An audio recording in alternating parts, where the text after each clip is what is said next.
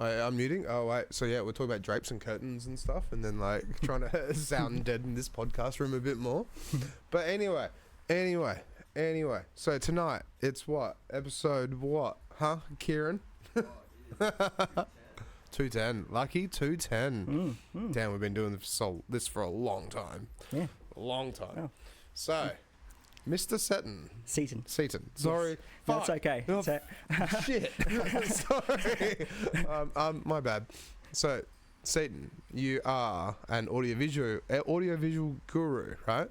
Well, not guru, but you do cool stuff with audiovisual. Yeah, well, I guess that's for other people to say if I'm a guru, but I'm definitely an audiovisual technician. Yeah, very nice. Definitely a lighting guy for sure. Yeah. And then you did jazz as well? Yeah. I studied jazz piano at Whopper. At Whopper, and so that was right back in the beginning and stuff, right? Yeah, well, the beginning was actually when I, first learned an instrument when I was 4. Yeah. Yeah. Let's start right back at the beginning, like every guest. So you were 4 years old and you learned an instrument? Guitar. I wanted to learn guitar. Yeah. Very popular instrument to learn, I found out at that age. Yeah. But pretty soon after that, probably only a couple of years, I picked up the bass. Oh, you picked up the bass instead, yeah? Yeah, and I loved that. I took that way more seriously. Okay. And, how long were you playing the bass for? Well, since I was about 6 or 7. And then what, until what, like now? I still play it now, yeah. I still play it in the lounge room now, yeah. That's cool. Yeah. Well, that's the thing about the bass, though, because it's like, it's just lower frequency, but it's just like the dun, dun, dun, dun. Yeah, exactly right. And that's what I actually picked up on as a kid. I was like, I want to do that. What's that? Yeah. My dad was like, well, that's a bass guitar. And I was like, I want to play that. Let's do that. Cool. And the school didn't have a bass guitarist as well. So then that gave me automatic entry into the band, in year 4 or 5. Yeah. That's cool. Yeah. So it's literally like you pick the instrument that no one else is playing and he's straight into the school band. Yeah. And that was actually a theme that actually set the tone for the rest of my life. I ended up just filling spaces in like gaps. What, with the bass guitar? just with after that, I got a scholarship through Russell Holmes to the high school, to Aramore High. Okay. And one of the... Aramore High? Whereabouts is that? I've never heard of that. In Leaderville. Okay. Yeah, just on Oxford I'm from Street. Busselton originally, so I don't know much about schools up here. Yeah, my Christchurch and Guildford Grammar. They're the two I know. Yeah. No, it's on the very end of Oxford Street in Leaderville. Okay. You can't miss it. There's a primary school and a high school there. Yeah. Okay. All right. So you got the scholarship there then? Yeah, I got a scholarship there, and one of the requirements was I had to learn trombone. Essentially, that's cool. You got to learn the trombone. Yeah, because I picked that basically. Well, Russell Holmes picked that because it was bass clef, like the bass guitar. Okay. So it'd be easy just to read the music. I wouldn't have any troubles trying to learn a new clef and have that, because the trombone uses bass clef. Yeah. As well, Okay. Then. On the musical stave, I don't know if you're familiar with that, but no, I'm not familiar with that at all. Sorry. There's like a treble clef and a bass clef. Yeah. Can we Google that, please? Enlighten me, Kieran. There's actually 4, if you want to get technical: treble, alto, tenor, bass. Oh, yeah. You only really need to know the first 2, treble and bass, but if you get really into the other stuff, nitty-gritty stuff, and technically they all overlap and correspond anyway. So that's a bass clef. Yeah. There it is. Treble clef, because I've definitely seen those symbols before. Yep. There we go. That's a ground staff. A grand staff. Or grand stave. Yeah. Grand staff. But yeah, that's it there. Nice. Okay. And go on. Yeah. Oh yeah. So bass, trombone and bass uses the same one, the bottom one. Yeah. Yeah. And so you got a scholarship and you had to learn the trombone. How was it going from bass guitar to the trombone? Like, was it easy to pick up? Can we Google what a trombone looks like? It's the one where you got like that, right? Yeah, it's the one you got. So it's got a slide. It's the only modern instrument that has a slide. Yep. Which makes it incredibly lyrical. Really? And like a nice, beautiful sounding instrument. That's that's the one there. There's 4 of them. There's a soprano, alto, tenor, bass. Yeah. 4 different types of the actual. Yeah. The 2 most common are just your tenor trombone, your normal trombone, and your bass trombone, which I eventually went on to learn as well, which I loved the bass trombone. Bass trombone is just like probably one of my most favourite instruments I learned. Yeah. Really? Yeah. Because after a couple of years in high school, I went into the City of Perth brass band. Oh, okay. And that was a cool band to play in, a brass band, just like old school marches and hymns, and playing with other older players really got me way better. Yeah. At the trombone, and again, they didn't have a bass drum bonus, filled a gap, you know. And that's like, really cool though. Yeah. So like, so literally you went from like you hop skipping and jumping basically. It's like, you know, get your bass like guitar, I didn't like it, get bass guitar, then get into the school band, and from the school band get a scholarship, and then learn the trombone, then love the trombone, and then like what happened after that? Like playing in brass bands. Like what type of gig? So you did like proper marches and stuff. Yeah, all sorts of stuff really. Yeah, it was really cool. Under Bruce Thompson, he's a really good bass trombonist. He's done all sorts of stuff around the trombonist, but like yeah. Wait, Bruce Thompson? Can we try and find him if that's possible? You might find him. He's pretty well known in the brass circles. He's a local Perth dude? Or? Yes, yeah, and very good at what he does. Amazing player, and I learnt so much off him. Bruce, if you're watching, you should come on here. One of the key things he taught me was the bass trombone's job is to punch a hole in the texture so then the rest of the band can come through. And that is cool. So true to this day. You listen to any movie, any show, whatever, and you hear the bass trombone, you hear it just go pop, pop, pop, pop, just punching, doing its job. I really want to hear it now. Yep, there he is. Yeah, so Bruce just there. That's him. Oh, okay. Amazing. He's got some crazy stories. He's an amazing person. Yeah? And I learnt lots off him. He really pushed me to like, you know, always telling me to, you know, play louder. Come on, you can do it. You know, I'm the youngest there by like, you know, 15 years. Really? You know, yeah. So then, like, so you were in brass bands, and so what happened after that? Like, how long were you in brass bands for? And were you still in not the school band, but were you still in other bands? I was, so I was doing that on top of school bands and on top of a couple others. Like, I was in another band called the Sunshine Rhythm Factory. Nice. It's like a funk band, and like I was in a few other little things. But basically, I took it real hard. I was still learning guitar and bass guitar at the same time as well, while doing trombone tutoring.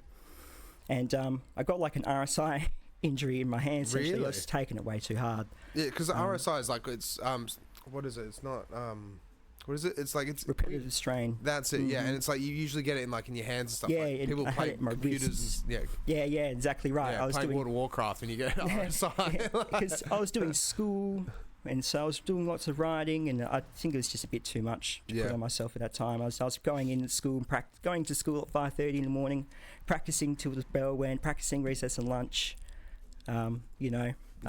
You know, just really like dedicated to the craft, I guess. That's awesome though, like really getting into it, dedicating yourself to it. And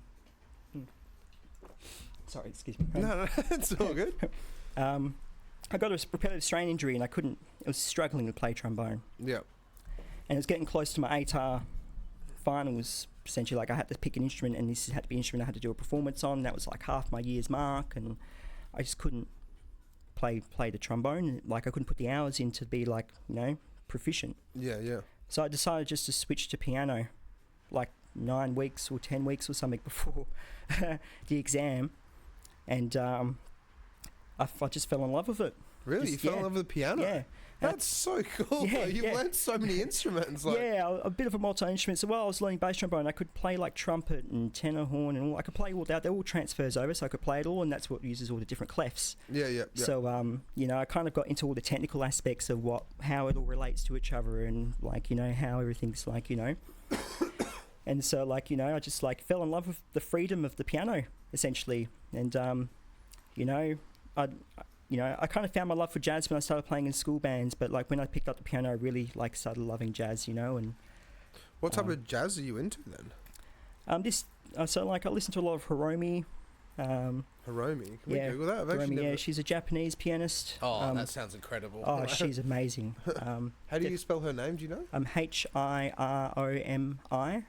Hiromi. There you go. Yeah, there she is. Yep. Very cool. Rate her, give her a listen, especially her earlier albums. It's amazing a sound a jazz trio can make.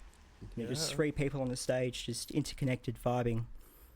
That's amazing. Yeah. And that's the thing is, like in Japan, jazz is huge. It's jazz crazy. And hip hop.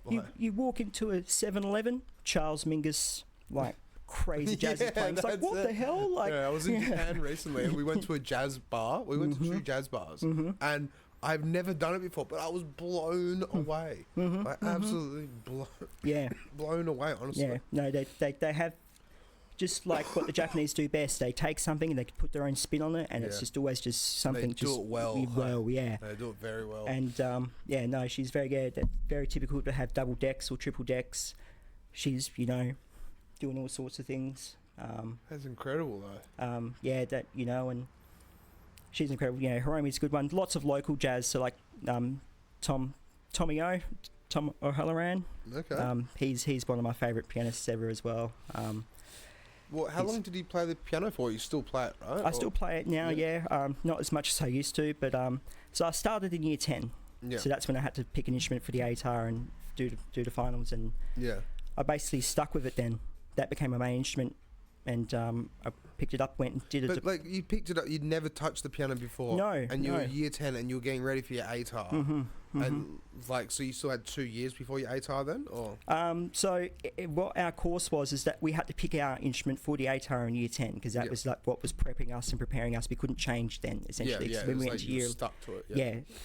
So that was my deadline. Essentially, I couldn't change it, or I had to drop the course. Essentially, so that's fair, and the scholarship and stuff, which wasn't really an option for me. I felt like.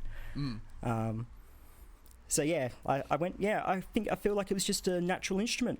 It's the thing musicians speak about sometimes. I don't know if you've seen the Avatar and the Last Airbender, where they kind of find their natural. Yeah. They pick up the natural toy. It's just, I feel like it felt like a natural instrument, and more importantly, I didn't have to support something with my wrists, and move them as much. I could be a lot more. Yeah, like they're central almost. Exactly right, and even support them with keeping them like this and it was good. I just stuck with it and I loved it, and then got through ATAR and everything was all good. Or? I actually left before the end of ATAR. Oh, really? In year 12. Actually due to some personal reasons I left, but fair, but then it's fine because I ended up the person mentioned before, Tommy O'Halloran. I used to hang out. So I used to volunteer for the jazz festival in Perth. Okay. And I did that since 2014, so since I was 15. Yeah. And I kind of used to work my way into the Ellington because I was like, well, I'm a volunteer and this guy's my guardian. And right. And they're like, oh, okay, all right. And so I got really close with some of the top jazz guys in Perth. That's so cool. And really inspired me and stuff. And that's so smart. I just have to say that is switched on. It's like networking. 15. Let's go. Ellington Jazz Club. I've got my guardian with me. I want to meet people. Let's go socialise. I had my dad sign a piece of paper, be like, this guy's Seton's guardian, here's my phone number, rah, and I give it to the Ellington, and I'd call up beforehand, I'm like, if it's okay, I got a piece of paper and stuff, and they're like, I don't think I'd get away with it now, but back then it was okay. That's cool. I met Tommy O back then, and he kind of knew me and stuff, and Whopper was running a diploma in jazz, and so I ended up going there, getting in there through him, and I did my diploma in jazz there and completed it there. How was the diploma? Did you like it? I loved it. Yeah, it was good. It was very stressful, full on, or it could be at times. Look, it's just like anything. If the work's there, the work's there if you want it. Yeah, so fair, you could sometimes a class was a lot. There was some mature age students in there. Some people straight out of year 12, but quite a few mature age students. So we had to go through a lot of basics that I went through in year 11 and 12. Yeah. Doesn't mean that going through the basics was not good. You want to solidify that stuff, especially in jazz. Made some good connections there and met some good people there and made some good friends, which I still see out bush even today. Okay. And that's awesome. That was kind of my entrance, and that gave me my entrance way into the Bachelor the year after. Oh, so you did a diploma and you went and did a bachelor's after? Yeah, straight off in jazz. So you guys, school band. That's incredible. School band, brass band, then volunteering the jazz festival, then to go to a diploma, and then go and get your bachelor's. Yeah, well. Took the whole thing. I did a year of the Bachelor. Yeah. About a half a year, and then I ended up dropping out. That's fair, yeah. And just too much going on at my time there, living out of home. Yeah. And I started working for an AV company. Okay. So how did you get involved with the AV company? And, this is where the story really begins, right? Yeah. Well, I built up some AV experience. So again, a bit sus. But when I was 16, I was at a mate sound check. Talked to the sound engineer. He's like, "Hey, do you want to take my shift on Wednesday? Like, I want to go to a rugby game." I'm like, "Yeah, okay." Yeah. Didn't ask my age. No, that's it. You're old enough. Yeah. And had you touched any AV equipment at all? Yeah. So I did that at school all the time. I ran all the choir stuff. I did all the masses. I was like the guy behind the sound desk. I was the guy behind the lighting desk. I did a couple of the plays and stuff. Yeah, utilising what you can whilst you're there. Exactly right. And like, you know, so I'd done quite a few of those gigs and bits and bobs, but then when I left Whopper doing my bachelor, I was like, well, I've got AV experience, I can apply for an AV company. Like, this is something I did for years in high school, and you know, and you do a bit of that in Whopper. You always have to go into a band room, set up your equipment, and and do a lot of that, you know. So and they obviously encourage that, because what singer doesn't know how to set up their own microphone? You know, like a few probably. I can imagine. They're like, why is it working? Like, you should know. You're a singer. Exactly right. Honestly. I have to say it's surprising, but with a lot of DJs in the industry, like a lot of DJs, they don't understand that the red cable and the white cable goes into the red port, the white port. And like the internet cable goes into the internet port, and the power goes into the power. Like, and technicians have lots of little rhymes and things to remember things, like with Pioneer decks, red is below, red is hell. So you always know the red's going to be the bottom one. That's how I remember it. So you don't have to do it while looking at it then. Like, no, that's fair. You know, little tricks like that help in the industry, you know, and that's, you just learn that from older people. Yeah. And stuff like that, you know, it's cool to see. But yeah, a company in Claremont picked me up. That's cool. Yeah, Anthony at Power Music. At Power Music? Yeah, okay. Power Audio Visual, I think it's called now. Yeah, I've heard of those guys, actually. That's sorry, I was putting up, let's put up I don't know if they've got, if they run the diploma still, or what the case is, but they definitely still run the bachelor course, and definitely would be the same set of people there, you know. You know, Jamie Ollers as well. Yep, Jamie Ollers. He won best saxophonist in the world in 2006 or something. Really? Yeah, he still practices 6 hours a day. I've seen him play so many times. He's an amazing guy to play. That's awesome. You know, it's like $15 to get into Ellington, get a 1 hour free jazz lesson watching those guys play, because you're all your teachers. Yeah. You know, it's just awesome. Cool. That is so cool. You go watch your teachers play, and you can learn from your teachers. Be like, how the hell do they do that? Yeah, they're just, you know, and you can just ask them the next day, or talk about it, or pick their brain. Yeah, be like, what did you do at like 15 minutes 30? I really want to know what you did with your fingers there on the saxophone. Yeah. But then, in saying that though, so you apply to AV, Power Music, like, can you Google Power if that's all good? But so then with Power Music, what happened there? So they picked you up. What was your first gig like? Like, what was your first AV gig? So they just do a lot of like weddings, setting up speakers in some guy's backyard, dropping off CDJs at clubs, servicing lights at clubs, dropping off projectors, setting up projectors, doing little, like, you know, the festival whole gigs. shebang, That's them there. Definitely recommend going and seeing them. They've always been good to me. Obviously, you know, close to the guys there, because I used to work there and stuff. But you know, that's so good, like, to actually hear that. Where it's like, you know, local businesses, and they really do care. They want the best for their employees. Oh yeah, no, and their work, like. Yeah, no, definitely. No, Anthony definitely is the guy I can say. He's definitely the case. Like, you know, probably definitely one of the best bosses I've had. No, that's awesome. Yeah, you know. So how long were you there with them for? And then, like, so how many gigs did you do, or how many jobs? Hundreds. Like, you know, it's just like driving the van. Sometimes getting there, 8 o'clock in the morning. Here's your clipboard. 7 jobs. You know, out there on the truck all day. Load up the truck. You know, out there all day. You know, you're back at 1 o'clock. Load it up again. Do a couple more gigs. You know.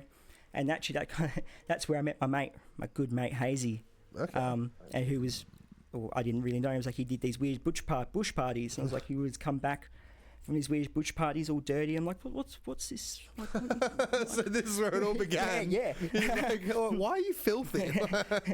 I've been out in the bush for 3 days. Trust me, like, I haven't slept. Exactly right. But like, you know, I just didn't understand. Like, where are they? He's like, you know, Great Eastern Highway. I'm like, yeah. He's like, you go down there for like 60 Ks and you turn right. You go down this track for like 12 Ks, and I'm like, what? What are you talking about? Like, he's like, you're trying to get me lost. But he was a big reason why, like, he helped me in the job so much, putting up TVs and teaching me how to strap a ladder onto a van and how to load up a van and how to do this the fastest, and like he really like whipped me into shape in a way, how how to coil cables and do this and that. And after I left Power, I started working at Library. Oh, the Library nightclub. Yeah. The old Library nightclub. Yeah, Was this before the wall fell over or after? Before. Yeah, before the wall fell over. Yeah, I was there when it fell over, yeah. Like, you were there. You were working when it fell over. Yeah. Holy crap, how was that? Yeah, pretty crazy. I actually hadn't known it happened. The system was running pretty hard as it usually does there. Yeah. All the lights came on, and it was about 1:30. Yeah, there we go. I don't know. But I'm pretty sure the library, just quickly, the library doesn't exist anymore. I know. Yeah, so what happened? They got bought out? They changed their name or something? No, it's the same guys, I'm pretty sure, just different name. Yeah, just rebranding it. Because it's been the library it's since I was 18. It's a shame not having any old photos up there from back in my days, like Larumba. I don't know if the hashtag Larumba is still there. Larumba? Yeah, LAURUMBA. So what was Larumba?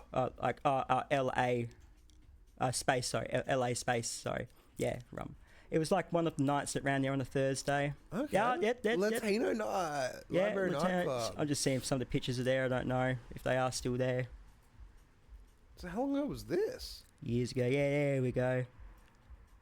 Some of my old that's my lighting. That's cool. So you were setting up That's my lighting. This. Yep. So that's the rig I helped set up. That's the LED dance floor, full LED dance. Oh, that's a different place now. That would be our Air. If you go some of the earlier stuff. Oh no, so that's Air. Sorry. That does look like Air. Yeah. There's the balcony. It's the same. It'd probably be like. This is probably 20.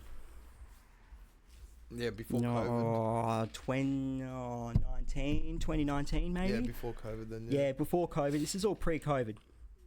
Nah. No, that's still Air. Yeah, you got to go really down. Had a similar thing going with my beams to the prism. For the prism?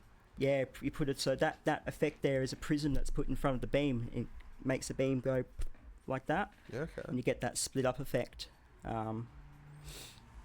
And there can be like, three-way prism, six-way, whatever. But then, so with the Library nightclub, so then you just applied? Did you know someone? Or how did you get into through Power Music. They were looking for a lighting guy.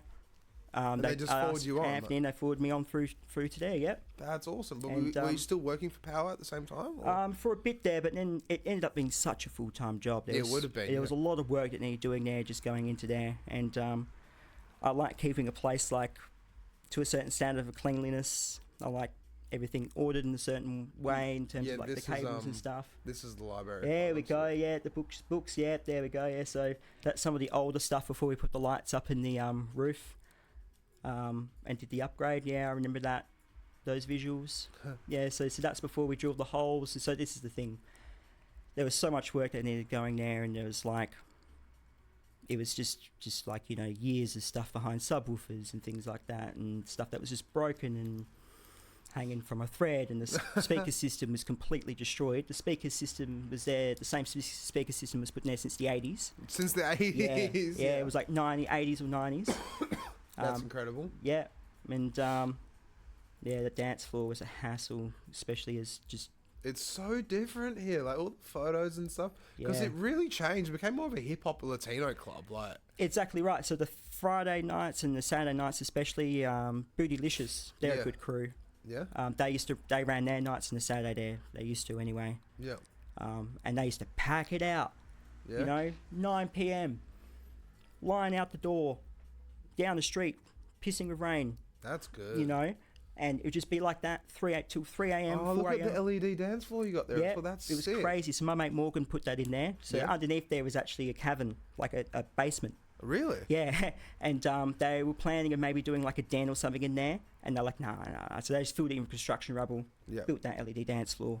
Just construction rubble under there. I've seen under there. Yeah. That's cool. Yeah, and that dome, I've been up, so you can actually go into the roof all up above into that dome. Well, it's that circled bit yeah, at the top. Yeah, it's in the middle. And there's lights into there as well. There's what? There's lights in there as well. Really? Yeah, and that's probably 2.5 stories, and it's crazy going up in that roof when you have to fix something or run a cable there. It's actually insane. Yeah. That's awesome. Yeah, What? yeah. So how long were you at the library? So I was like 19, doing all this, Just thrown straight in the deep end, yeah. Yeah, 19, 20, and I remember having my 21st in there. Really? Yeah, working. Yeah, it's crazy. Like, well, so what are some of the highlights? What were some of the funnest things that happened there? well, the wall falling down was probably one of the highlights. Yeah. You could just see outside, like, oh, what's going on? Did the music stop though when the all the lights came on, and I was like, oh, we're just finishing early. What the hell? Yeah. I'm just grabbing my stuff, turning everything off, walking downstairs, and this cop's like, get out, get out. I'm like, hey, I work here, it's okay. He's like, everyone's getting out now. I'm like, oh, okay. And walking out there, there's fire trucks parked there. Apparently there's a procedure, they have to raise this boom, and it's got a thermal image camera to see if anyone's trapped under the wall. And I'm an emergency safety officer, by the way. So, there you go, of course, on the back of some fire trucks, they raise the boom. You have got lights on it as well, but there's also a camera so you can actually see the structure of the building and the whole lot. So exactly what they were doing, and they're going in there with the thermal stuff, and all that, whatever. Yeah, just making sure no fires or And so I was like 19, 20, having to deal with cops and fire department on the regular, fire systems, you know, some of the highlights are probably just the installs, learning how to install, learning how to use the lighting console to like its full extent. How was that? So like, because obviously you've used lighting consoles when you're in the bands and stuff like that, right? And like, you know, like, well, not so much in the bands, but like, you know, when you're at school and learning that kind of stuff. A lot more rudimentary than like something I used in the club. But then, and then jumping on like their system, was it different? Was it a lot to learn, or? So I previously had learnt it at Power Music, and had the basics down, but I really just got to the guts of it on the job there. Yeah, that's probably the best way. I used the Campsys MQ60 when I was there. Oh, wow, the Campsys, how do you spell it? CHAMSYS.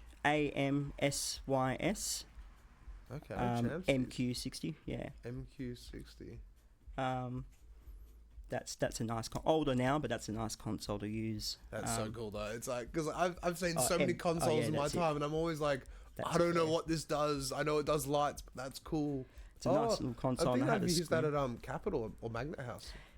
Yeah, Magnet House, they have an MA now. MA. Grand MA. That's the industry standard, but I much prefer this one. This is probably second. That's cool. That's a sexy mix. And I had a screen like that set up there, and the light and the screen. That's cool. I had another computer that ran Resolume for the other screens, but like, that was. So for people that don't know, then, so like with that, how does one, like, just a quick run over, what does it do and how do you program it, make it do lights? For someone that wants to know about it, like. So like basically lights are dumb. The light actually does all the programming, but the signal you send to them is dumb. It's dumb. It's a dumb signal. It's uncoded. It's RS485. Okay. So the lighting desk just sends a bunch of. It's okay. Like, just like ones and zeros. So the shortest way I can put this is there's universes in lighting, right? Yeah.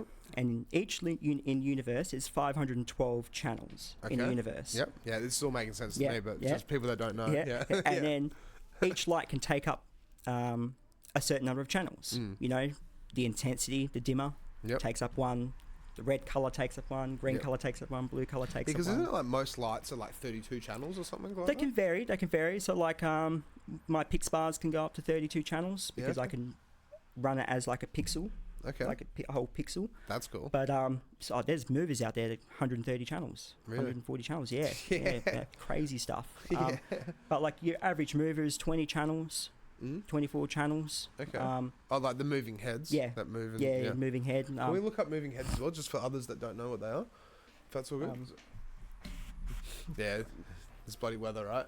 Yeah. So look up moving head light. Yeah, lights. There we go. Yeah, those things. Yeah, so Event Lighting's brand I buy. They're more made in Melbourne. Yeah? Oh, they're all made in Melbourne, really? Yeah, local. I try to buy Australia local and, you know, Perth local when I can. That's cool. I thought it was all imported from, like, America or England or something like that. So this is the thing in the industry. There's lots of Chinese stuff. Yeah. But, like, all the highest end stuff is, like, made in, like, Germany and, like... Yeah. My lighting console is made in England. Yeah, that's it, and stuff. Like, you know, like... you know, there's LED panels out there. All the highest rated stuff you see in Eurovision, it's all made in Europe. Yeah. You know, yeah, sure, you can get Chinese version for quarter price, whatever, and rah, but like that's what they do. Yeah. They flood the market with copies. Yeah, and of course. There's Chinese. I'm not saying Chinese is bad, rah, but I can't buy a light like I can. I feel like, you know, with event lighting, I can just call them up, be like, hey, this is my thing, this is my account. They're just in Melbourne there. Yeah, and then send it over, and then if there's something wrong with it, you can send it back. Exactly and right. The warranty and all the other stuff. Exactly right. And so it just feels good as well. Yeah, that's cool. But yeah, no, they're nice lights. Back to the mixing desk. So then, you got 512 channels. Yeah, and so once you use up the universe, that's it. You need multiple universes. Yeah. So then you have to get another lighting desk then. Or you can extend it with an ArtNet node. ArtNet node. Yeah, it's like one of those as well. It's basically like DMX over the internet. Okay. Essentially, a short way of putting it. DMX over the internet. So you can get an ArtNet node like that in a rack and just keep adding universes. Oh, so down below that as well, just one, any of them really. Yeah, or that, yeah. You just keep stacking them on. Okay, and so that adds another 512 channels. Yep, each one. Okay. And but then how do you access that through the lighting desk then? Well, various ways. It depends on the brand and, the certain, thing you use, of course. But like just Ethernet cable onto the network. There you go. We've got access to all those universes, And that's the thing is... But so you have it as like a tab. So you have like home 1, home 2, whatever, and then it's... In the lighting console, you can see every universe you got and how you can choose how to access it, where you want to access it from. So you can say, I want to access it from the desk, or I want to access it from the ArtNet node, and you can just keep stacking them on like that. Yeah, okay. And so that depends what desk you use. So MA, even though it's an industry standard, you only get 4 on the console. Yeah. Whereas Campus, you can get 200 on a console. So question is, why would you spend all that money on an MA? But, especially if you're doing something like Eurovision where they have like 500 universes. Yeah, 1,000 universes. Well, can we look up the Eurovision lighting? Like, see if we can try and crazy. It's every year, every lighting guy gets onto it. It's like, let's see the big show. Yeah, I wouldn't be surprised every year. Like, what are they doing this year?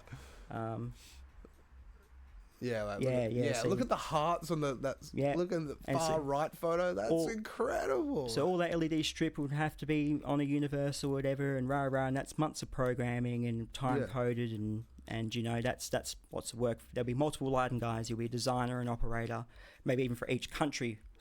Maybe they might have that. There we go. Yeah. All the MAs there working as hard as they can. That's nuts. Yeah. So I'm a bit of a fanboy. It's good, but it's like with me and DJing and music. It's just like I've just been so involved with that, but I've always wanted to dive into this. Yeah, there they are there, and it's a huge operation, of course. But it would be a massive operation.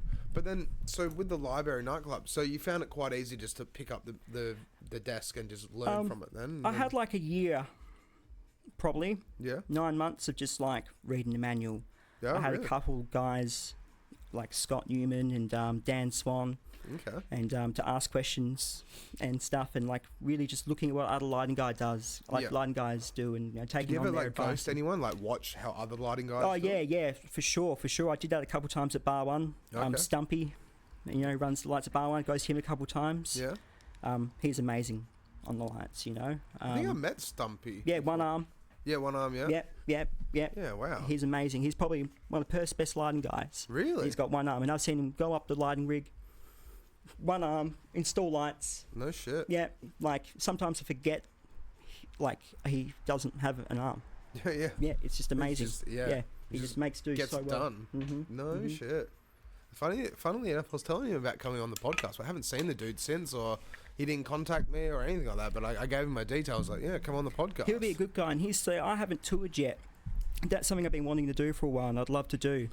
Even just a small one, but he's done a few tours now, and he'll be a really interesting guy to talk to. Yeah, okay, that would be very cool. Yeah. Doing lighting on tour at every stage is dynamic, every stage is different.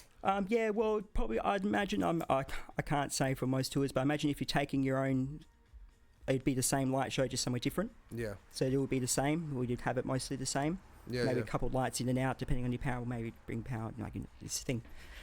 Haven't done it yet, but You know, I know for library that was 4 universes. Every single universe was used. 4 universes. Yeah, every single one. 3 stories. So 2,000. What is that? 512 times 4. Lots of numbers. Yeah, lots of numbers. That's fair. But then, so so with the library, like, how often would you change the lighting setup? So I tried to shift it around, change it up much as I could. It came down really to, I got to the point where I could program it really well. Okay. I had some themes set and multiple things I wanted and different ways to operate the whole place at once or just one story at once and the bar and everything. And then, you know, it came down to just like, it's so personal. I'll be behind the console, operating the show, and it just came down to just me being behind it. And in a club, they just want the lights flashing in your face. They want it constantly moving. They want a certain vibe, certain colours even, maybe sometimes, depending on the promoter. But as long as they're flashing and they're moving and people are like moving about, they're buying drinks. That's it. You know, and you know that's what it becomes about in the end. You know. See, that's what's like so crazy because that's what we were saying before we went live. Where it's like that idea where everyone goes and thanks the DJ. It's like, your set was sick, your music was awesome. I loved how you did this, how you did that. But it's like they forget about it. It's like if the lighting guy isn't there, the show doesn't go on. Yeah, the show literally, because we were talking about before we went live, but literally the show doesn't happen. It doesn't. You'll just be sitting in the dark. If there's no lights, it's radio. You know, yeah, that's it. It's radio. I like that. Yeah. Like, it's exactly right. And like, you know, it is. You don't do it for the appreciation. No, that's why I always tell new people coming to a job: if you're going to become a lighting guy to be appreciated, do something else because no one even knows what you do half the time. Yeah. No one knows even half the effect you have. But that's, I mean, I've played on the Capitol mixing desk before, like ages and ages and ages ago, and I had no idea what I was doing. Like I had to. The guy was like, "All right, now do this and do that," and like, I really need to go to the toilet. And I was like, "Just do this and do that." I'm like, all right, I'll do this and do that, and I couldn't fucking do it. It's hard. No, I remember my first days, you know, they put me behind the console, I'm nervous. The lighting guy standing next to me, he's like, yeah, now strobe. I'm like, what? Strobe? Okay, press the button. Yeah, he's like, oh, no, bring it out. I'm like, strobe it. But, you know, you get the hang of it. You get like a formula down for the genre, essentially. You know, which is good though. But like, so library is usually like hip hop and Latin and R&B and stuff like that. Yeah, it was all hip hop, R&B mainly. That was all it was. No bass music, no drum and bass and stuff. Did you ever do drum and bass or anything like that? Maybe one event or 2 events, but like, and I was into drum and bass at that time as well. So I was like fanging for drum and bass, but I was just getting hip hop. But to be honest, it's like, give me drum and bass. I didn't know. I didn't know until I'd left. Really appreciate until it was gone. The quality of DJing there was just next level. Really, Damien, you know, Peter, like the level of DJing was just amazing. The old school scratching, and like, you know, I'm not a DJ, so I know quite the term, but like, you know, hot queuing points in the next other juggling, songs, beat juggling, and exactly right, and bring him into the next song.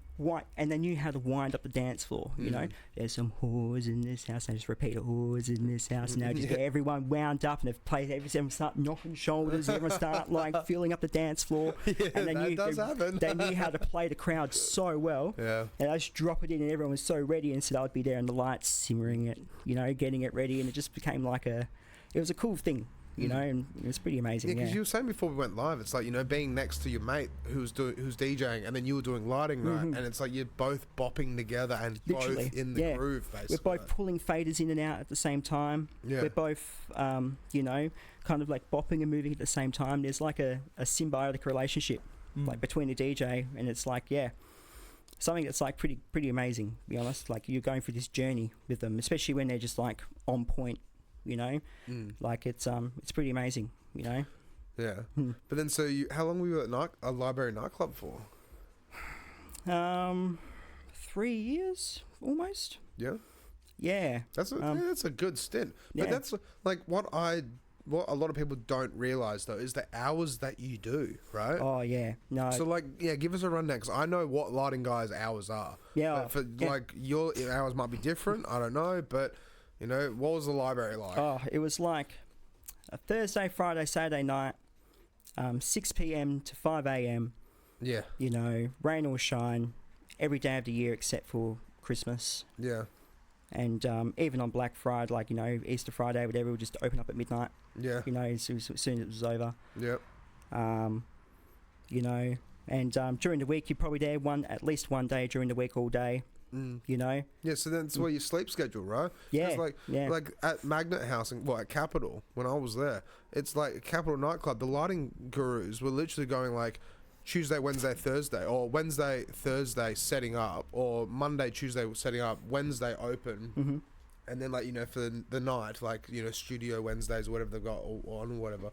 Then Thursday, setting up for the big weekend. And then working night shift Friday, Saturday, and then Sunday packing it down or getting it ready for the week again.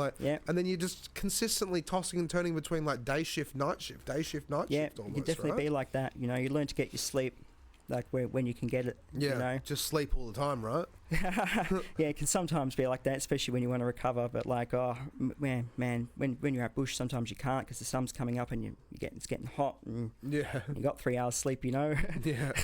But then like, because you heard about Bush Doofs through your mate at Power Music, then, right? Yeah. Well, COVID hit, and all the nightclubs closed. Yeah. So it was the first time in a long time I wasn't doing those crazy hours. I was like, oh. He's like, come out, Bush. So Bush Doofs are still running through COVID. Yeah. Quote, yeah. Yeah. This was when the restrictions were loose. So like nightclubs were closed, but we could still have social gathering and shit. Outdoor parties. Yeah, we threw a few raves. Well, the Soon guys threw a few raves. So. Yeah, that's the thing is that was like, I was like sketchy and like, oh, is that and I brought that MQ60 out. Wait, you brought it out? Yeah. And borrowed one off a mate. Took it out there, and I had no idea what to expect. I'm in my Ford Falcon. Going down the corrugation through the mud. But like, so what? So what event was this? And like, they just gave you the same directions. They're like, just go down Great Eastern Highway in the bush. This was a bit loose for me because I wasn't in any of the pages or anything. I was just getting the directions from my mate Hazy, I love him, but he's notoriously unreliable. So I'm getting them on like the morning of the party. I don't know where I'm driving. I'm like, there's hell loose. I'm like, what directions are these? Like, go down this path for like 12 kilometers and turn right. Like, what? Like, what is that? Yeah. And I'm like, not understanding it. And he's like, it's gonna rain, but like my mate Boz is bringing out a gazebo. Don't worry. I'm like, who's Boz? What? It's gonna rain. Is it gonna be okay? He's like, yeah, no, it's fine. I'm like, is the party still gonna go on? He's like, yeah. I'm like, okay, all right. What a story to go bush. You're just like, what am I getting myself into? And this was in 2020. It was the Great Mud Fest of 2020. The Great Mud Fest of 2020. Yeah, that wasn't the name of the party. It was a Milky Way party called Alien Frequencies, but it was so much rain came down. I set up these lights.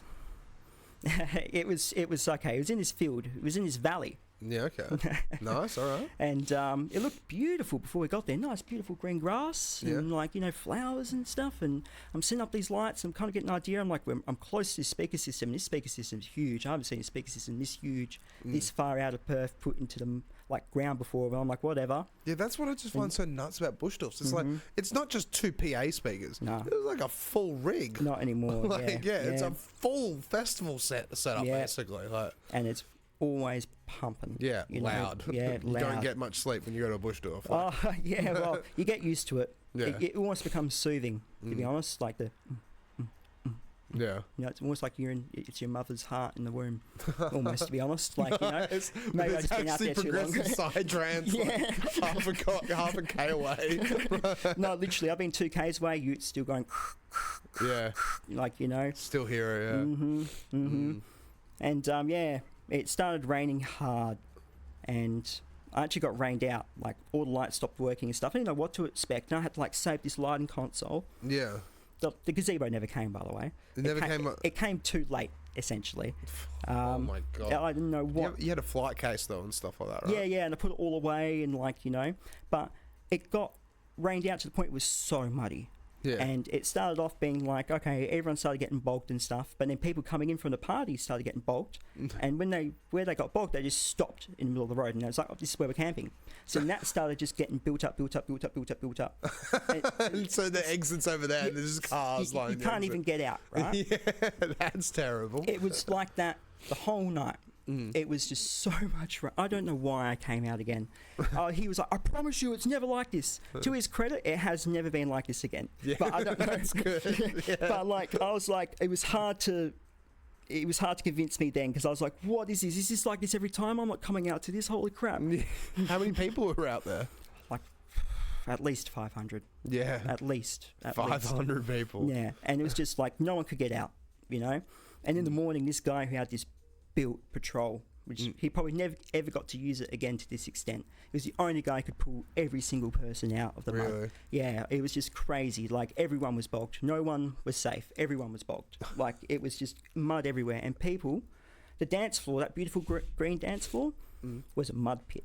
It was like up to your knees. Up to your knees in mud, at least. And there was people in there still dancing. Yeah, dancing, swimming in it. Yeah, swimming in it.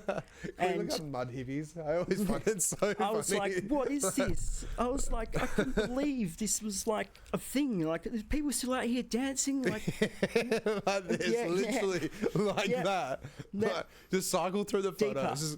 Deeper. Like, they're not in their knees yet. Like, I remember this guy who was a shorter guy in there, and he was up there into his chest, and he was just pissing himself laughing because he was almost just gone in it. It was just that's so it was funny. just insane. And that was my entrance into the scene. But like, did you? So it was only one day, or it was a one-nighter. Yeah, one-nighter. Yeah, and just pissed down rain. Yeah, and you're like, you walked out of there being like, what was that? Yeah, I didn't. I just sat there. Did you sleep in your car? Like, what happened? I didn't sleep. Oh, you didn't sleep? No. I did lights to about 10 o'clock until they went out. And I sat by a fire and watched the lasers. It was the only thing running at that time then, besides just a park hand underneath the table just on a rainbow, which people were still dancing going hard to, which I still didn't understand at the time.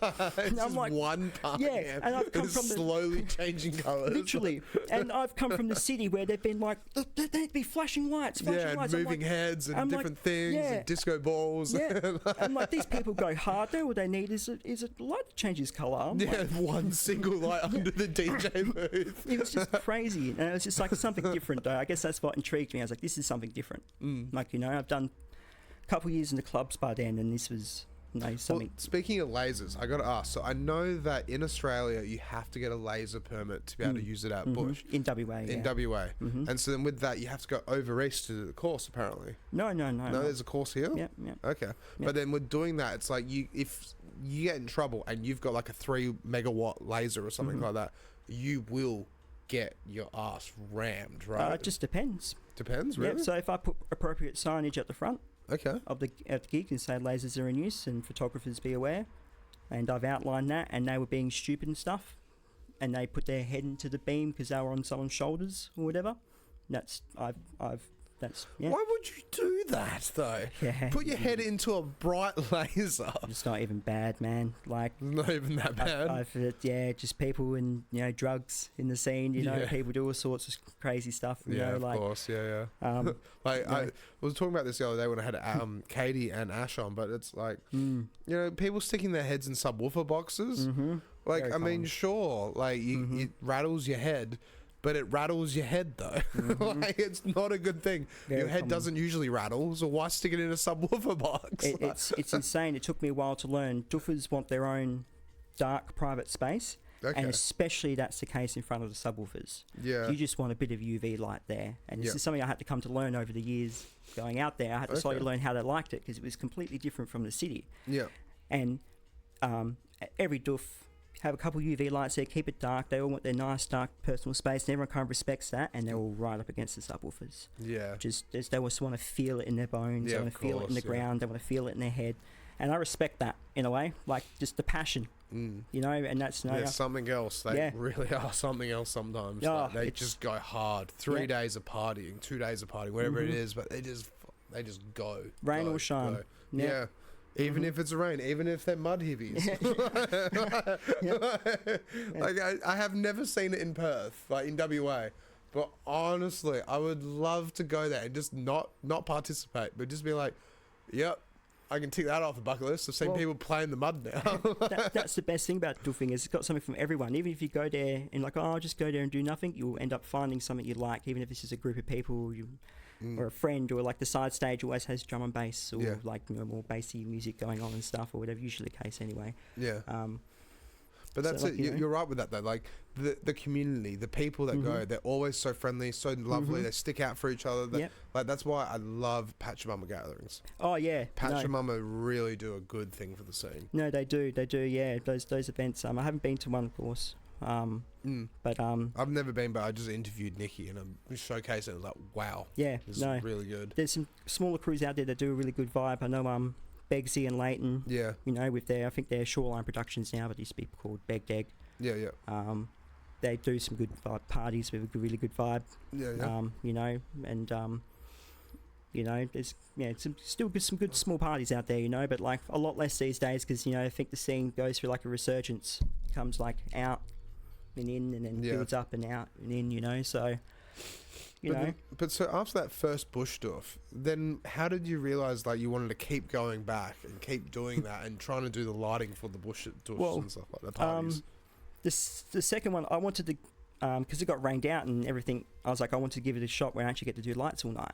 So that was another thing that drew me there. I was like, oh no, I actually want to like do one. Yeah. And I don't know. I did one, and the next one I did, the second one was a Pura Vida gig. Pura Vida. Yeah, they're crew that they'd probably only do a party every 3-4 years. Oh, really? I didn't know at the time it was such a rare thing to come across. Okay.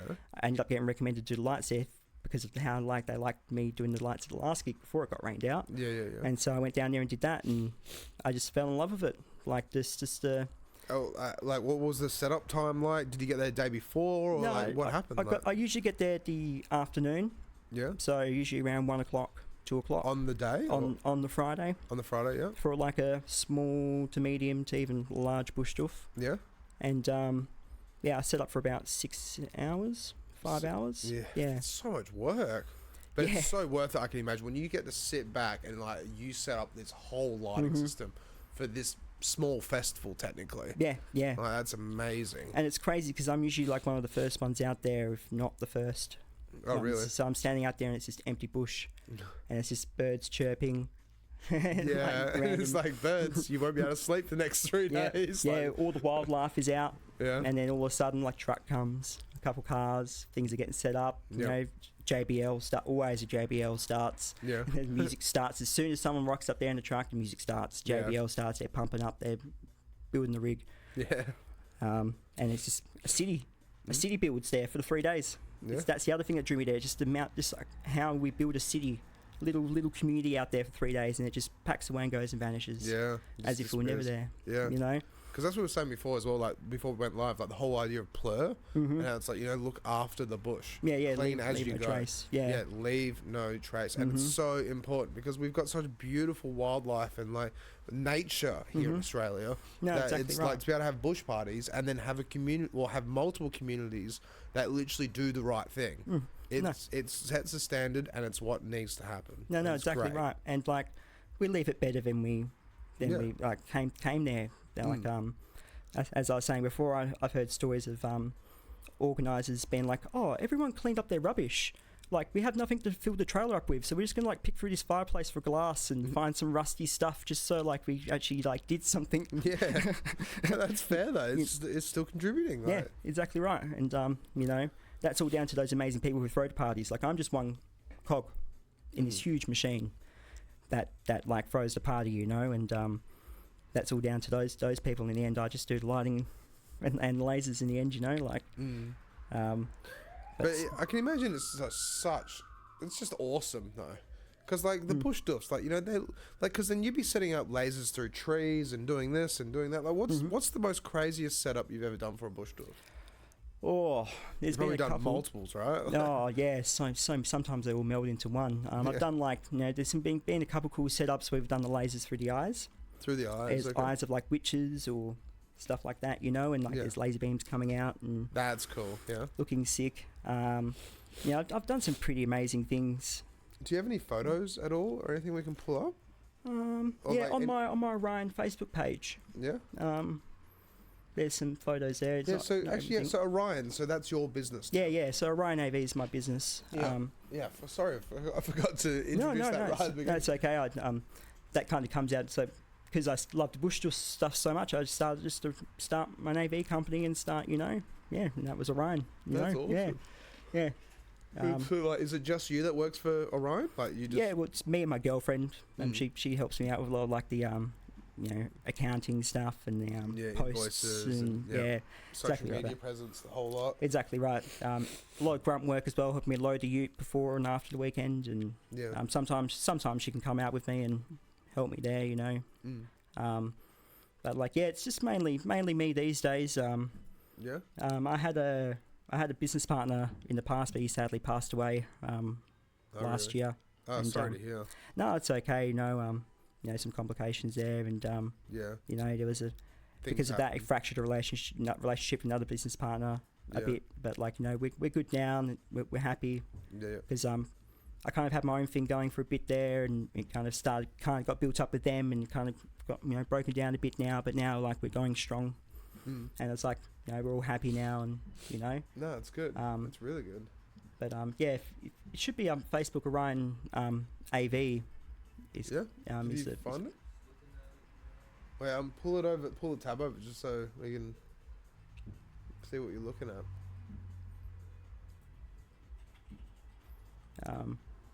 Is that right? Spelled right? Or? Yeah, it's spelled right. Yeah, if you search that. Scroll down. Hello, that's us. Oh, we've got heaps of comments. Wait a minute. Yeah, there you go. Visa, what? It's like a spam. What the hell? That's the first time I ever received that. That's cool. Bring You're the first traffic. guest to get bloody scam. Scam nice. thing. Yeah, there's Adam signing in. Kai, that's my man awesome, Kai, Yeah. And Jamie, yeah. He was part of Begged Egg to throw the really good vibe parties, my man. Yeah, nice. Yeah. Wait, scroll down, see if you can find Orion. So where did you get the name Orion AV from?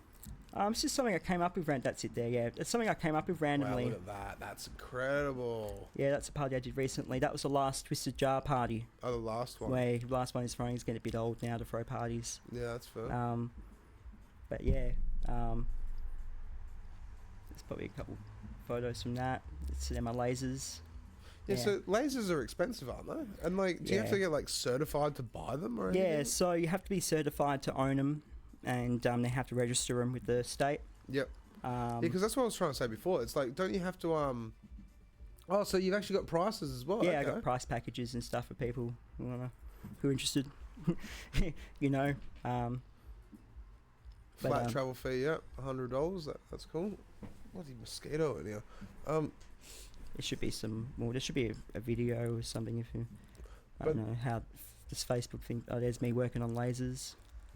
I can't. So what? Do you disassemble them? Whoa! Yeah, look at that. That's another Twisted Jar one I did. Yeah. That's so. So when the cool. campfires are right, it makes the lasers look so good because the smoke in the smoke has like heaps of particles in it. Yeah. So when there's like campfires off in the distance, it just shines my lasers like the whole time. That's so cool. Yeah, so that's Fractalize. Okay. That was another good one I did. Did you do the lights on the sails? Yep, that's all me, all lighting there and the lasers. How did you do the lighting for the sails? Through Resolute or? No, it's all Campsys. So I do everything through Campsys, the lighting desk, through the actual lighting desk. Yeah, so I have a smaller one, so I learned pretty fast. Lugging out that huge one and the rain and stuff like that was a good idea. And also buy my own gazebo. Yeah. So I bought my own gazebo. That's fair. And I bought like a tent that goes inside the gazebo. Yep. And I make like a little office. Yeah, that's and cool. like a space, and I can kind of like go in the back of the dance floor, just like hidden away from everyone. Yeah. And like kind of do my light show from there. But do you have like a whole bunch of cables that run to your tent? Yeah. I have like kilos and kilos of copper. Just heaps of cables. Yeah. But then in saying that though, how do you prevent anyone from tripping over or standing on them? So you're supposed to dig trenches. Okay. Admittedly, that's not something I always do, especially for the smaller gigs, because digging a trench for each gap in between each of those sails. Yeah. And then over the weekend, especially if it rains, they get stuck in there. Yeah, that's it. And so pulling them out is bad for the cables, and then I have to clean the cables and then coil them up and put them away again. Yep. So I actually kind of just like leave them neatly, like nice and neatly, like together, but like kind of in between there on the ground. And my main philosophy is, look, there's so much more you're going to trip out out in the bush than my cables. Most people just step over them anyway. Yeah, that's good. But for the bigger events, I trench them. Yeah, that's fair. Obviously make them look nice and fair, especially the legal ones. Yeah, that's legal parties and everything. You know, but do you ever get like the black and yellow the cable snake hider or whatever it is? The cable trays, yeah. Cable trays. That's I do have to get some for the bigger legal events, but again, trenching them right now is okay. Yeah. You know, but that's a lot of work to go out there and dig trenches to lay your cables. Yeah, so that's why I try and usually recruit some of the volunteers. Yeah, to actually help you out. Yeah, because if you do that all by yourself, that's nuts. Exactly right. And like I try to avoid it as much as I can because I'm already setting up all the lights by myself. Yeah. And then the cables and stuff. And I usually try to recruit some. If it's really bad, I tend to borrow a shovel and do it. And I try to. Guy in Calabarin has a front end loader. So he would just he has this attachment for it, and he would just go like a little claw. Yeah, and it just drag, and he'll drag these nice trenches out for me, and it takes cool. 5 minutes. So yeah, that's perfect. I usually do that in Calabarin and just fill them in myself, and that's easy. Yeah, okay. But yeah, that's why I have an ArtNet's wireless system. So on those ArtNet systems, you can attach a wireless router, and so I've got 2 of those, and that one less cable that runs to my tent. Yep. Mainly, it's just a lot of power cables that runs my tent. Yeah, I can imagine. Yeah, lots of power cables. Mm-hmm. But then you get like 3-phase power and like a little power mushroom thing or something like that, right? I run 15 amp power cable to my tent. Yeah. From straight out of the generator. I have a 15 amp socket, and that's usually just enough. Yeah, that handles everything. Everything's LED these days. Yeah, of course. So it doesn't use as much power at all. Yeah. If there's no smoke machine, I could run everything on one circuit, including the lasers. Really? Yeah, like my whole lighting rig. Wow, okay. Yeah, it's crazy. I always thought you'd have to have at least 2 15 amps or something like that. No, I've done all my gigs off 1 15 amp so far. Yeah, so far, yeah. You know, and I've always been worried about power drop. Yeah. But never been an issue. LED technology is just so good. Yeah. These days, it's so efficient, and it's just one new thing that's happened in lighting. You know, a new thing, but just like. No old halogen globes and lamping off your lights. That's it. No excess heat or anything. Yeah, exactly right. I can imagine that would have been terrifying back in the day because trying to make sure things don't catch on fire. But LEDs stay cold as crisps, right? Yeah. Well, before I did the stuff at library, that was all halogen globes before I did an upgrade there, and so you have to lamp them off.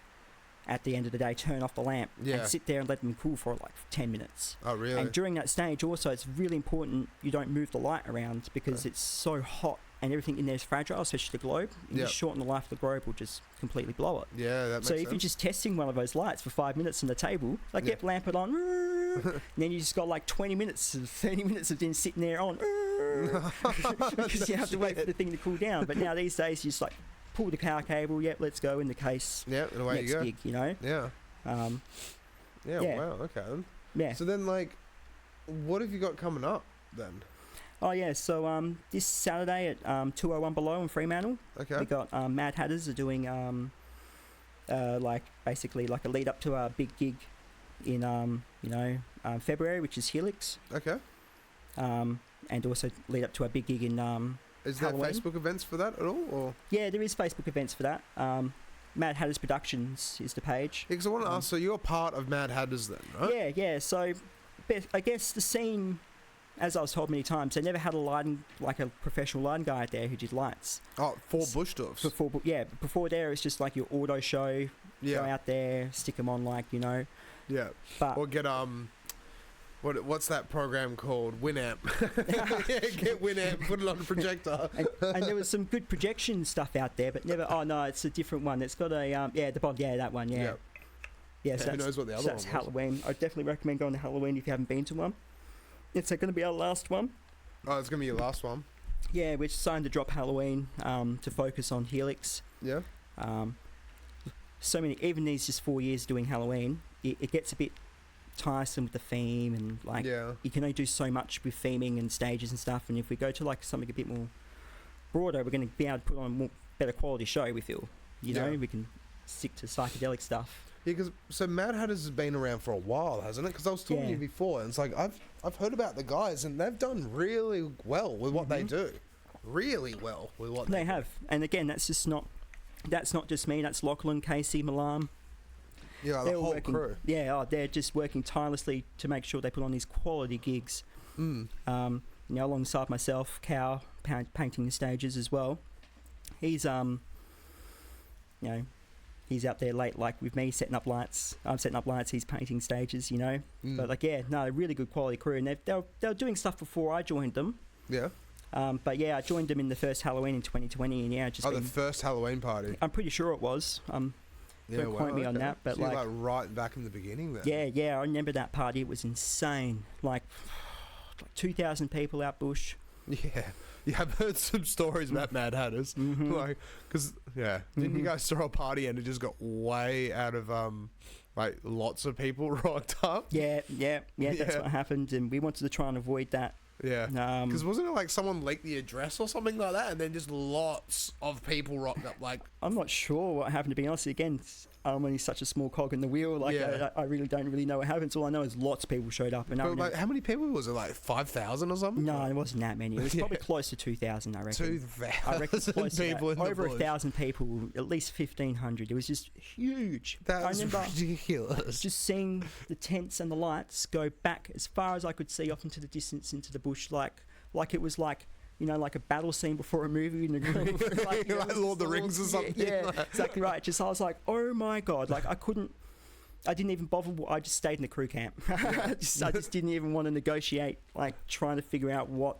that was like. But like, that's crazy though. It was insane, and that was again my introduction to like a first big bush party. And I was like, this is crazy. I was so stressed. 1,500 people just rock up. I was like, how do we shut this down? They couldn't. Yeah, they just had to let it play out. Yeah, exactly right. If you set up, they're not going to shut it down. If they're set up and there's people there, they can't. Yeah, but that's it. That's what I try to nab you beforehand. Yeah, because that's what we were talking about before, and that's why it's like, in a way, just let bush doofers be bush doofers, right?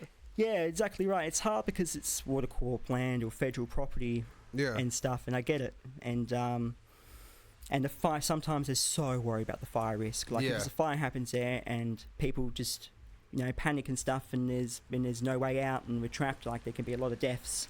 Yeah. And that doesn't look good on the scene and on DFES probably, since it was their jurisdiction. Yeah, that's it, yeah. But you know what? Like I agree. I spent 3 years in Northbridge. I saw a fist fight between like 100 people. It was probably the closest thing I saw to an actual battle in the streets. Just huge. And then there's people in their shops defending their thing with chairs, trying to get them out of the shops because it's spilling into the shops, and they're getting angry and they're starting to fight people. Really? Yeah. You saw like a full brawl. Yeah, and this is a regular occurrence in Northbridge. That's why all the resources are there on Friday, Saturday. That's it, yeah. And it's really unfortunate, isn't it? Because it's like people just want to go out and have fun night out. Yeah. But then just dickheads go out and just ruin it. Alcohol. Unfortunately. Alcohol. It's alcohol. It's just, This is the thing, right? This is what I've said. Like, unfortunately, the hospitality industry in Perth is dying. It is dying. And people like that don't say it's dying. No, they're just lying to themselves. Stories is busy at the moment. Stories is flat out because the new thing at Yagan Square, it's like 8 bars or whatever it is. But give it 2 years, 3 years, and people, it will just be quiet again. It won't. It's a super club. Yeah. But everyone goes out in waves. They go like, oh, that's the new trend. Let's go there. Same thing with Claremont Hotel and all these other different places.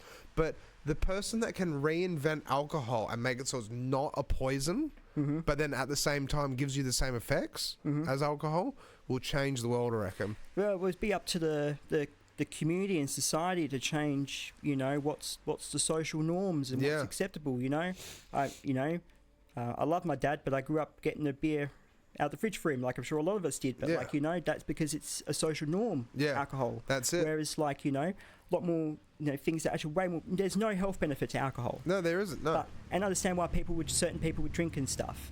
But, I just saw the scourge it was in the system, and I just couldn't partake in that sort of thing. Just people get violent and angry and just and it clumsy. Makes you put on so much weight, and it gives you acne, and it does this and it does that. It's a literal poison. Same thing with cigarettes as well. Yeah, no, literally. It's like cigarettes do not give you, like nicotine can give you some sort of benefit, but but... That's the ironic thing. Nicotine actually has health benefits, unlike alcohol. Very little, and but at the same time, if you go and get a pack of Rollies or a pack of Winnie Blues or something like that, like Taylor's, they've just full of poison, chemicals and everything like that. But if you get pure nicotine, then it's, you know, at least you can get the benefits from the pure nicotine. If it's used responsibly like anything else, of course. Yeah. You know, like the vapes that are getting around, the bloody bars. Yeah, exactly right, you know, with all the lithium in there.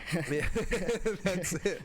But in saying that, though, it's like, so that would have been wild, that brawl in the... Yeah, and I'm like 19, so this had an effect on me. Yeah. Seeing just fist fight, and that was... You know, that was the biggest one I saw, but this was a regular thing happening between 10 people, you know, standing outside back when I was a smoker back then as well, so I stand outside, have a smoke. Some guy's just standing in line, guy doesn't know him, completely unrated, walking past, talk shit. He's like, what cunt? Does this sidewinder kick into the side of him like a ninja, crazy, and it's like started this fist fight and a brawl, and the cops come over and arrest him. Like, this was completely unnecessary. The only thing that started that was alcohol. Yeah, like the only thing that started that was alcohol. You know, and I just put that lens on me, so I didn't want to drink, I didn't want to partake in that. I just wanted to concentrate on doing lights and getting good at that. And like, you know, and I got a joy out of that anyway. In the end, like, it was fun. Like, you know, the place got loose. I was getting behind the lights. Yeah, it was just party. Yeah. It was fun. It was, lights, exactly right. Music, and action. A sick job for, you know, 18, 19, 20, 21-year-old, you know, like... Very cool. I was living the dream. Yeah, that's it. Like, thrown in the deep end, but living the dream. Especially the last couple of years when I knew what I was doing, it was just fun, you know, and I learned some things there, like, you know, and...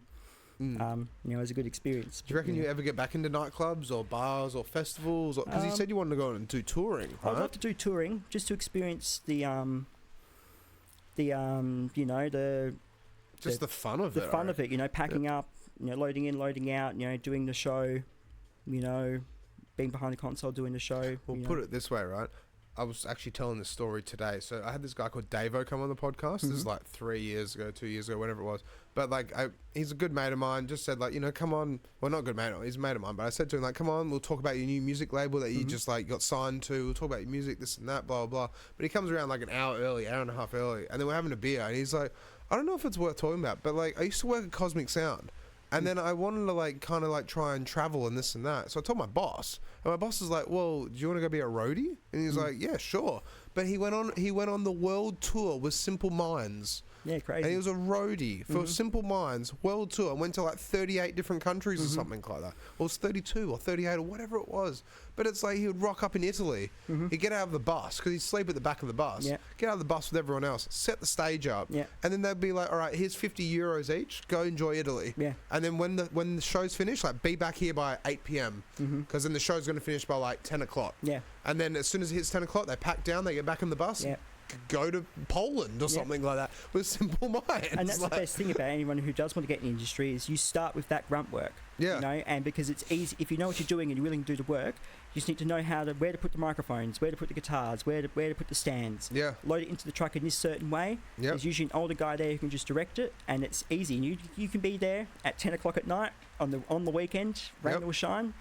They'll use you, and that's how you get into it, you know. Like you build your way up from there, and that's how I did it. You know, I was a sound guy technically beforehand, like I said, but then one of the mates I was like doing a job with, late night power music, he was like, "Oh, there's not many line guys in Perth, we're always lacking him, and if you're good at it though, you'll get lots of work."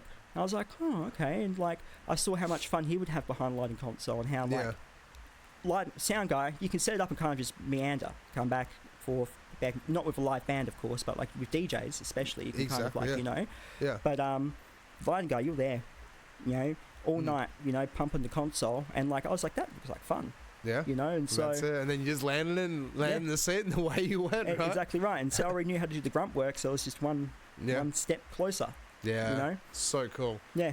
But then so like we've only got like 11 minutes left. I gotta ask, so like, what advice would you give to kids or people that want to get into audio visual or music, like into lights and stuff like that, or being a sound guy, like, or sound girl? What like tips and tricks would you? Because I mean, you're switched on, like 15 and going to Ellington Jazz Club to network. Like that's a good step in the right direction. Like.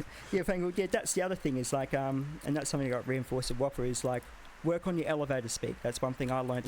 Work on the what? Your elevator speak.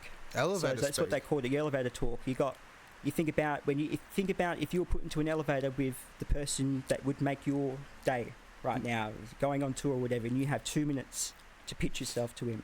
That's your moment right there. Okay. So like you want to work on your elevator speak, have a good 2-3 minute thing. "Hi, I'm Seton. This is what I've done.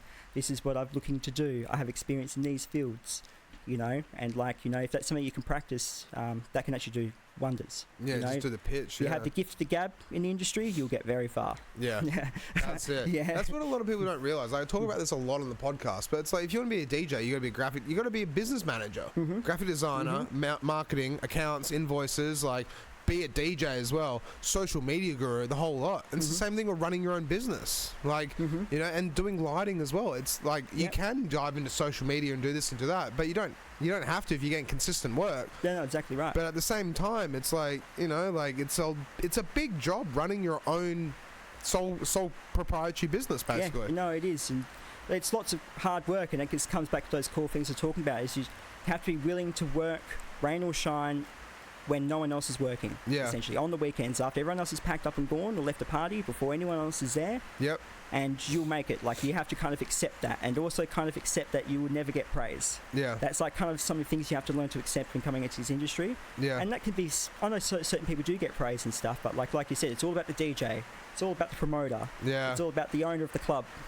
That's it. Bar, and they forget about the lighting guy who's literally running the whole shop. No, that's definitely one of my key tips, and also listen to the older people.